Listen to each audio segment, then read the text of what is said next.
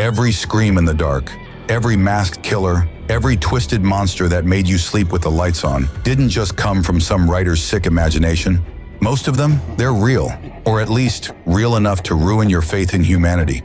A man who wore the skin of his victims like clothing, a creature that stalked highways, harvesting flesh, a house where something evil didn't just lurk, it lived in the walls. These aren't just horror stories, they're warnings, inspired by the worst kinds of people to ever walk the earth. Real serial killers, real crimes, real darkness. So tonight, we go looking for the truth behind the fiction, and we start with the film that redefined terror itself. A chainsaw, a farmhouse, and a killer born from a nightmare that actually happened. Before there was Leatherface, there was a butcher. Before the slaughterhouse, there was a grave. This is the real and disturbing story behind the Texas Chain Saw Massacre.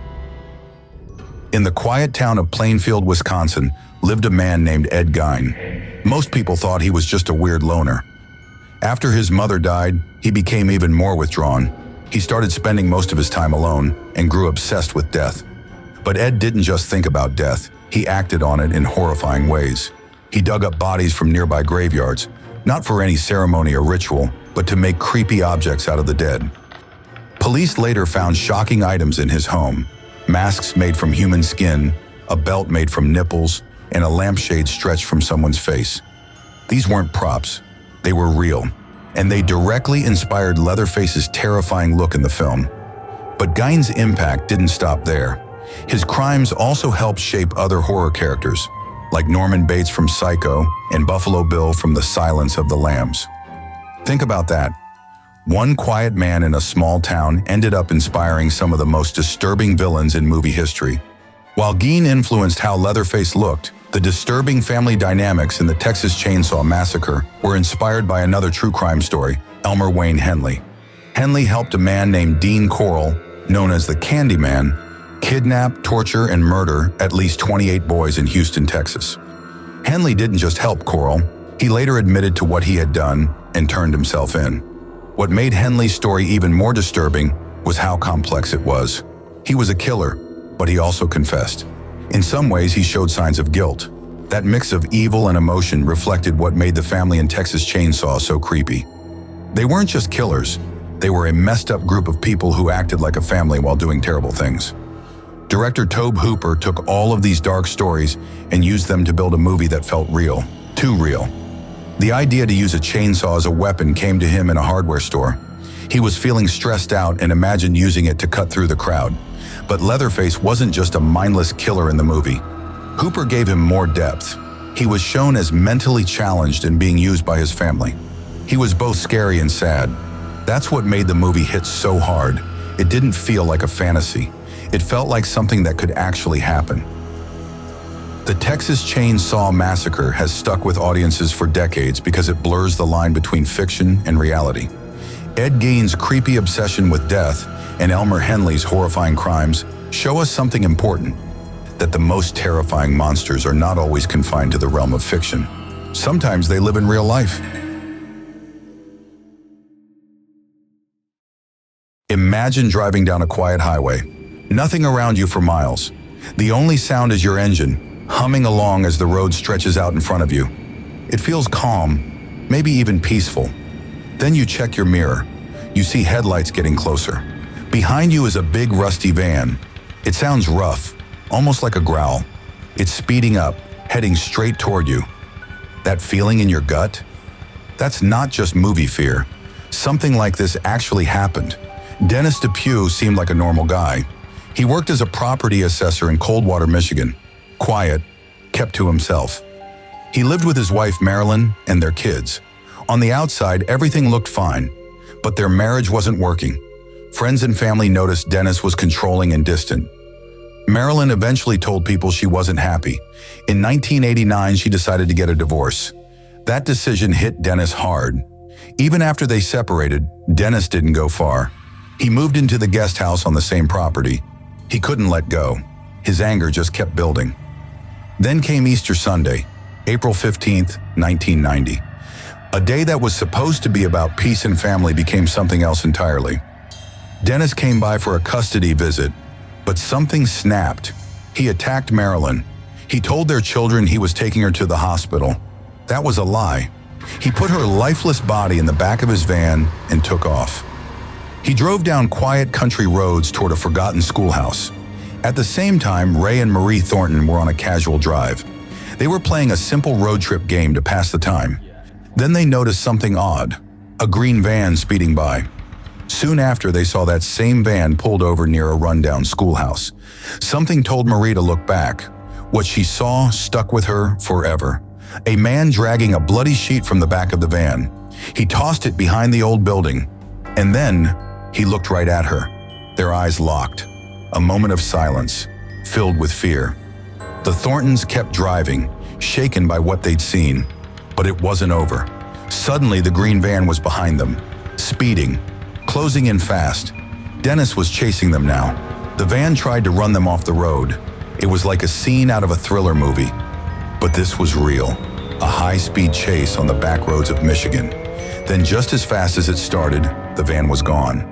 The Thorntons pulled over and called the police. Because of their tip, police found Marilyn's body behind the schoolhouse, just like they'd feared. But Dennis wasn't caught right away. He vanished, changed his name, moved across the country. For nearly a year, he stayed hidden and even sent creepy letters to people he had hurt. Eventually, someone watching Unsolved Mysteries recognized him and called in a tip. Police tracked him to Mississippi, but before they could arrest him, Dennis took his own life.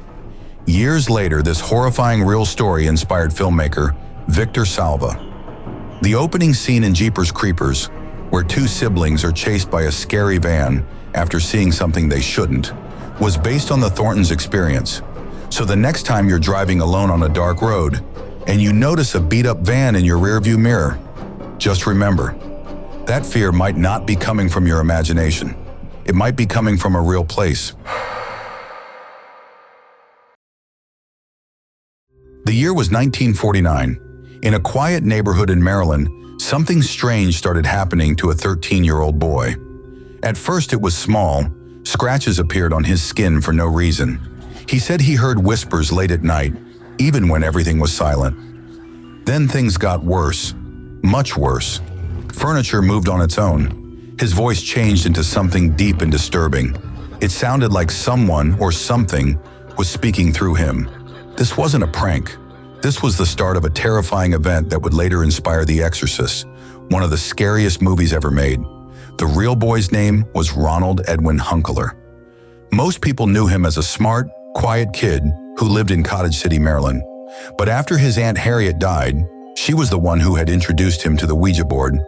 Things in his home started to go very wrong.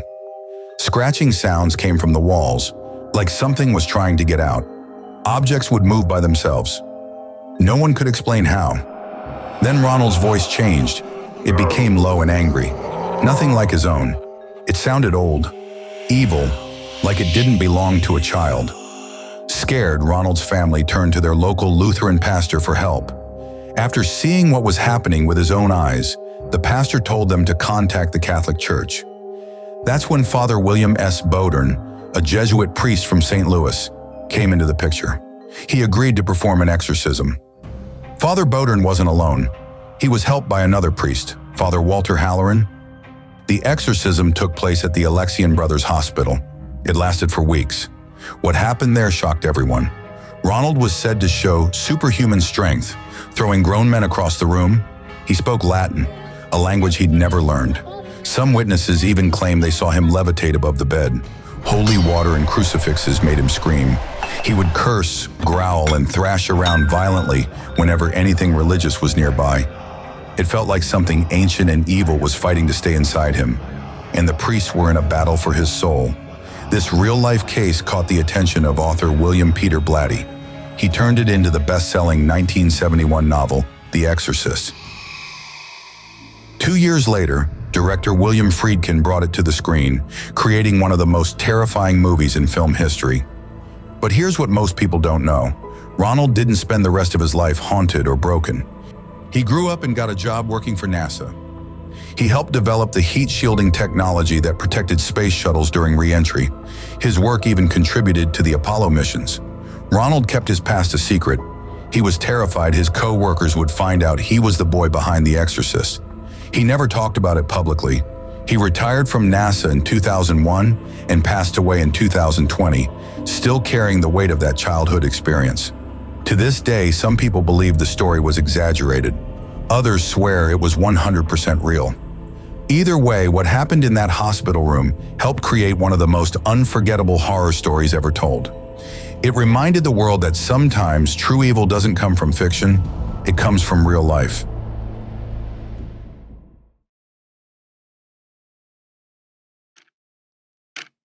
It's late at night. You're at home. Everything feels quiet, calm, and safe. Then you hear it, a knock at the door. Software slow. A voice asks, "Is Tamara home?" It sounds innocent enough, but in the middle of the night, in the middle of nowhere, a question like that can be the beginning of something terrifying. In The Strangers, a couple's relaxing night turns into a nightmare when three masked people break into their home. These attackers don't want money. They're not even angry. When the couple asks why this is happening, the chilling answer is, because you were home. This idea of being attacked for no reason, just for existing, is part of what makes the movie so disturbing. And sadly, it was inspired by real-life events. Director Brian Bertino based the story on something that happened when he was a child.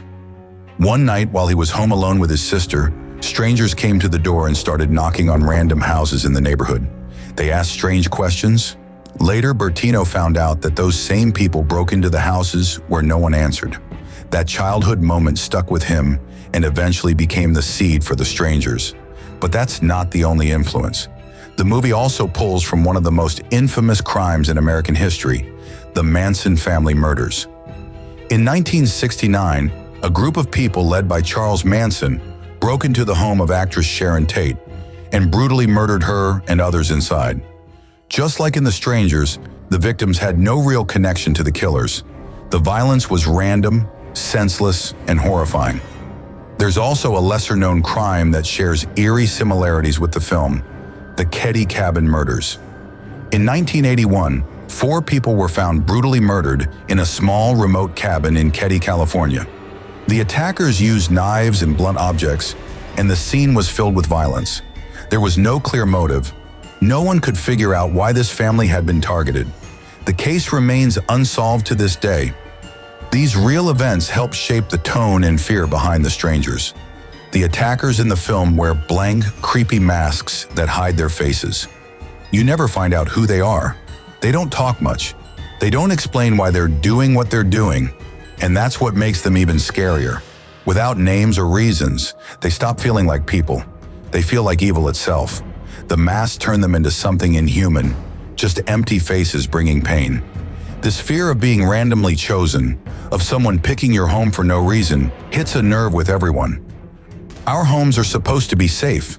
They're supposed to protect us. But The Strangers breaks that illusion. It forces us to ask, what if something terrible happens? Not because of what you did, but just because you were there. What if there's no reason, no warning, and no way out? That's why this movie lingers long after it's over. It's not about monsters or ghosts. It's about something far scarier. Random violence that can happen to anyone, anywhere, at any time.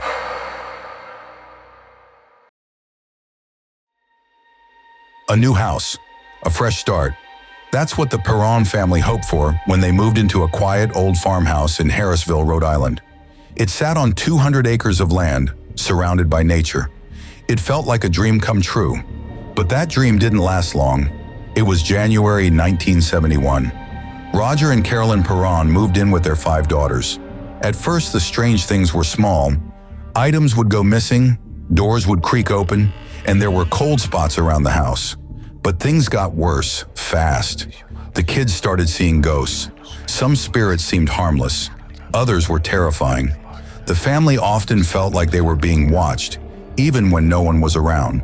The more time they spent in the house, the more they felt something evil was growing stronger. Carolyn began digging into the history of the home. What she found was horrifying. The land had been in the same family for generations, 8 of them. Many people had died there, some from illness, others in violent ways. It was like the house had soaked up every bit of tragedy. But one spirit stood out from the rest: Bathsheba Sherman. Locals said she practiced witchcraft in the 1800s. Legend claims she had sacrificed her own baby and then cursed the land before taking her own life. Whether or not those rumors were true, the Perrons believed she was the dark force tormenting them. Bathsheba seemed to focus on Carolyn. She was scratched, pushed, and at times even felt like she was being controlled. It got so bad, Carolyn feared she was being possessed. Desperate for help, the Perrons reached out to Ed and Lorraine Warren, the most well-known paranormal investigators at the time. Lorraine was a clairvoyant, someone who could sense spirits. The moment she walked into the house, she felt it, a dark energy, and all signs pointed to Bathsheba. During a seance where the Warrens tried to contact the spirit directly, things got violent. Carolyn's body twisted unnaturally. A deep, growling voice came from her mouth. It wasn't hers. Witnesses said she levitated off the ground. Her husband, Roger, was terrified. He demanded the Warrens stop immediately. He thought the ritual might kill his wife. The Warrens left, but the haunting didn't. The family stayed in the house for nearly 10 more years. The girls were terrified almost every night. They never felt safe. Their oldest daughter, Andrea, would later write books about everything they experienced, House of Darkness, House of Light, to finally tell the full story. In 2013, their terrifying experience was turned into the movie The Conjuring. It showed the world what they lived through and how real and frightening it truly was. The Perron family's story is a reminder that not all haunted houses are made up for movies. Some are real, some still stand, and some still hold on to the darkness that once lived inside. From the dusty plains of Texas to the lonely highways, from a quiet suburban home to an isolated farmhouse, the monsters that haunt our screens often have roots in the darkest corners of true human experience. These are the real nightmares behind the screams, and sometimes the truth is the most terrifying story of all.